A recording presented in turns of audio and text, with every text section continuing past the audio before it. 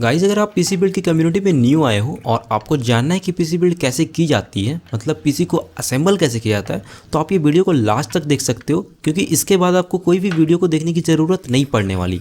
और मैं आपको ये भी बताऊंगा लास्ट में कि मैंने ये जो पार्ट चूज़ करी है इस बिल्ड में, वो मैंने क्यों चूज़ करी है और उनसे क्या फ़ायदा हो रहा है। देखो यार, वीडियो पर आगे बढ़ने से पहले मैं आपको एक बात बता दूं कि अगर आप चैनल पर न्यू हो तो चैनल को सब्सक्राइब करते हुए जाना और बेल आइकन को भी प्रेस कर देना, ताकि फ्यूचर में आने वाली कोई वीडियोज़ की नोटिफिकेशन को आप मिस ना कर पाएँ। और वीडियो पसंद आए तो ज़रूर से लाइक करते हुए जाना, शेयर भी कर देना अपने दोस्तों के साथ, ताकि मेरी थोड़ी सी हेल्प हो जाए। देखो, मैं बात करता हूँ अगर टेक एंथुजियाज्म इन पीसी की, तो अगर आप एक पीसी टेक एंथुजियास्ट हो और आप जाते हो मार्केट और लेते हो प्री बिल्ड पीसीज, तो फिर आपके लिए सबसे बड़ी शर्म की बात होने वाली है। क्योंकि अगर आपने अपना खुद का पीसी बिल्ड नहीं किया ना, और आप पीसी पर इंटरेस्ट रखते हो, टेक एंथुजियास्ट हो पीसी पर, तब भी आप जाते हो मार्केट और लेते हो प्री बिल्ड पीसीज, तो फिर यार दिक्कत है कहीं पर। देखो, अगर आप ये वीडियो देखते हो और आपको तब भी पीसी बिल्ड करना नहीं आया, समझ नहीं आया कि कैसे मैंने उस पार्ट को कहाँ पे कनेक्ट करा है, तो आप कमेंट में भर भर कर अपनी भड़ास निकाल सकते हो, या तो फिर आप डीएम कर कर मेरे से इंस्टाग्राम में कुछ भी क्वेश्चंस पूछ सकते हो पीसी टेक के रिलेटेड। नाउ अब हम आते हैं, सबसे पहला स्टेप क्या है जो हमें पीसी बिल्डिंग के लिए ज़रूरत पड़ती है, तो वो है भाई आपका पार्ट सिलेक्शन। आप पार्ट्स अपने मुताबिक अपने बजट के हिसाब से सेलेक्ट करो। बहुत सारी वीडियोस पड़ी हैं यूट्यूब में, आप सर्च मारो आपका कितना बजट है, बस ऐसा मत रखना कि 10,000 के अंडर में पीसी बिल्ड करना है, वो भी गेमिंग पीसी, तो वो इम्पॉसिबल होता है। मैं उसके लिए कभी और वीडियो लेकर के आऊँगा, बट आप एक प्रॉपर अमाउंट में रह करके जरूर से सर्चेस कर सकते हो और पार्ट्स को सेलेक्ट कर सकते हो। अब देखो, सब कुछ सर्चेस परचेस कर लिया आपने, पार्ट्स वगैरह सब कुछ परचेस कर लिया, आपके घर तक सारी चीज़ आ गए। अब उसके बाद आपको क्या करना है, तो देखो आगे। सबसे पहले तो आपको अपने मदरबोर्ड को इसके बॉक्स से बाहर करना है। अब देखो, बॉक्स से बाहर करने के बाद क्या होती है ना, आप मदरबोर्ड को डायरेक्टली टच मत करना अपने हाथ से कहीं भी। उसका मतलब स्टैटिक चार्ज अगर आपके हाथ पर है और आप उसे टच करते हो, तो ऐसा कभी कभी होता है कि कुछ कुछ इलेक्ट्रिकल कंपोनेंट उसके डैमेज हो जाते हैं। तो स्टैटिक चार्ज वगैरह से ओवरकम करने के लिए आप क्या करना है ना, सिंपली अपने पैर को ग्राउंड पर रखना। फिर जो भी आपके अंदर स्टैटिक चार्ज जो भी जमा होंगी वो ग्राउंड तक पहुंच जाएंगी। मिलने को तो आपको मदरबोर्ड को रखने के लिए भी एक आपको अलग से कंपोनेंट मिल जाता है मार्केट में, आपको एक पेरिफेरल्स अलग से देखने को मिल जाएगा, बट आप उतना पैसा क्यों खर्च करोगे। यही एक प्रॉपर तरीका होता है कि आप अपने बोर्ड के साथ में जो बॉक्स आया ना, मदरबोर्ड वाला बॉक्स, उसके ऊपर में ही उसे रखो और असेंबलिंग करना स्टार्ट कर दो।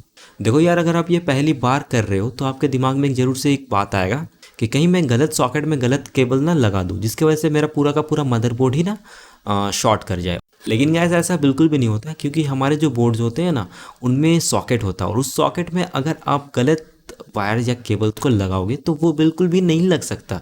यही एक तरीका होता है जानने का कि किस तार को कहाँ पे लगाना है। जैसा आपको 24 पिन की केबल जहाँ पे दिखाई पड़ रही है, वहाँ पे 24 पिन की ही केबल को आप लगा सकते हो।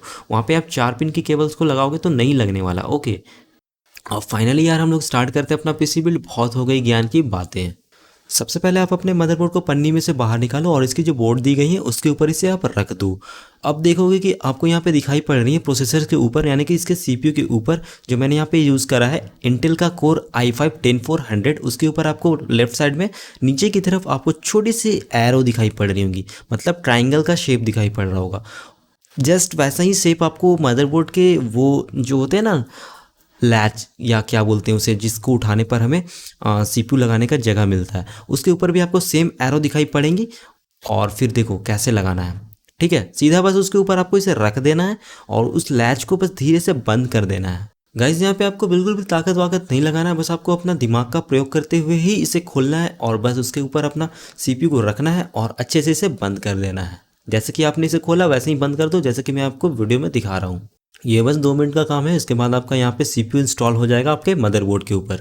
सो फाइनली हमने यहाँ पे मदरबोर्ड के ऊपर सीपीयू को इंस्टॉल कर लिया। अब बारी आती है भाई रैम इंस्टॉल करने की। ओके, देखो, रैम को भी इंस्टॉल करना काफ़ी इजी सा टास्क है। जैसे कि हमने सीपीयू को इंस्टॉल करा वैसे ही हम रैम को भी इंस्टॉल करेंगे।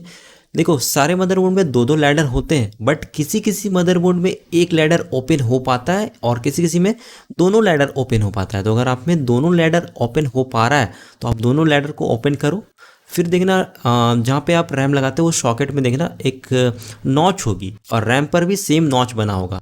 ठीक है, और उस नॉच को देखो, नॉच से नॉच को दोनों को मिला दो। उसके बाद में रैम को वहाँ पे एक बार रखो, फिर देखो कि सही जगह पे नॉच आ रही है, और सही जगह पे आ रही है तो पहले एक साइड को पुश करो, या तो राइट या तो लेफ्ट, फिर दूसरे साइड को पुश करो, फिर आपका रैम वहाँ पे लग जाएगा। एक टक सी आवाज़ आएगी, फिर आपका रैम वहाँ पे लग जाएगा। अब आपने CPU लगा लिया, रैम लगा लिया, अब बारी आती है CPU के ऊपर में फ़ैन लगाने की, जिसकी वजह से उसकी थोड़ी सी हीट डिसिपेट हो पाएंगी।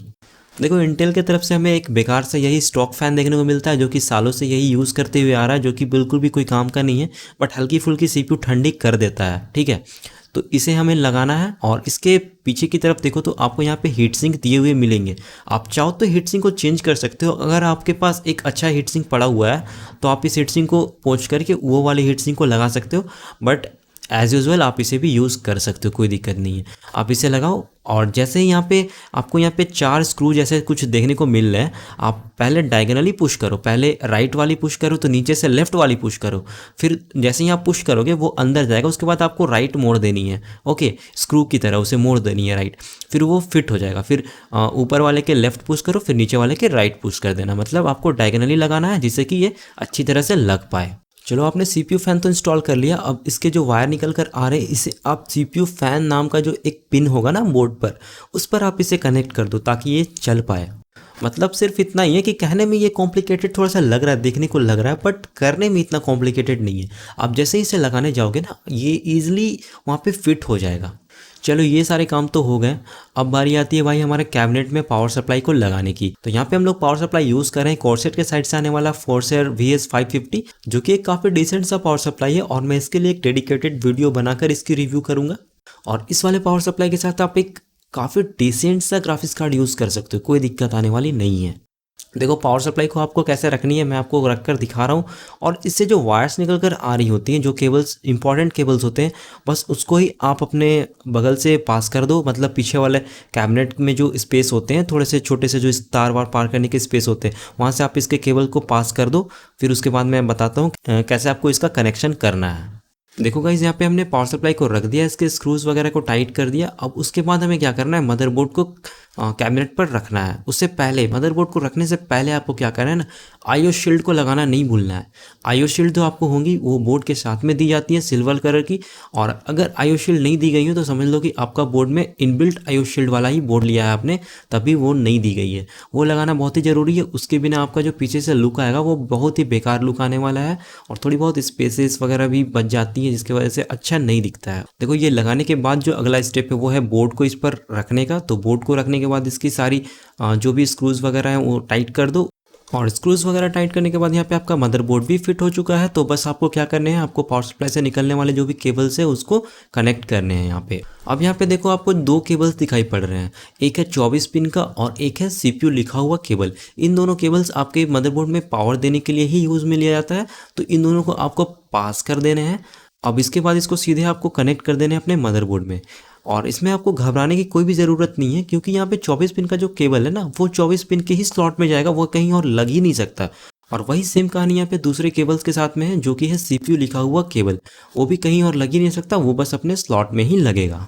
अब यहाँ पे गाइस हमने दोनों केबल को कनेक्ट कर दिया, मतलब हमारा मदरबोर्ड रेडी हो चुका है पावर अप के लिए।